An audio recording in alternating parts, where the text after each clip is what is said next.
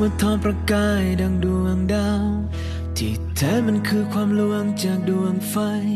แผ่นฟ้าในเมืองแห่งฝันยิ่งย้ำให้ฉันยิ่งเหงาจับใจโอ้อยากพบดวงดาวจริงๆที่เต็มฟ้า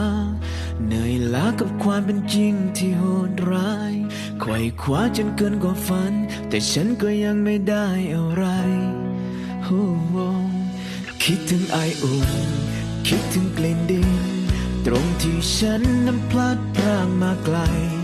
คิดถึงอ้อมกอดของเธอคนนั้นคนที่รู้ว่าฉันทำเพื่อใคร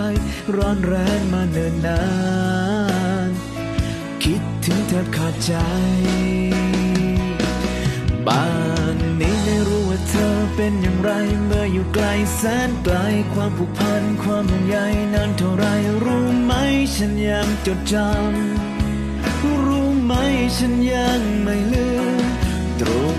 นี้ยังมืดมนยังเหน็บหนาวเหงาเหลือเกินมีคนเป็นล้านก็เท่านั้นในเมืองที่มีผู้คนมากมายยิ่งเหงาในใจเท่าไรยิ่งคิดถึงเธอ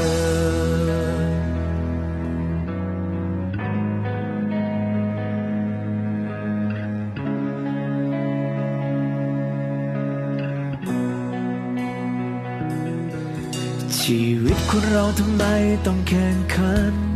รอยยิ้มคนเราทำไมไม่จริงใจแต่ฉันจะต้องอดทนและฉันก็ยังต้องสู้ต่อไปคิดถึงไออุ่นคิดถึงกลิ่นดินตรงที่ฉันนั้นพลัดพรากมาไกลคิดถึงอ้อมกอดของเธอคนนั้นคนที่รู้ว่าฉันทำเพื่อใครร้อนแรงมาเนิ่นนานคิดถึงแทบขาดใจบ้านนี้ไม่รู้ว่าเธอเป็นอย่างไรเมื่ออยู่ไกลแสนไกลความผูกพัน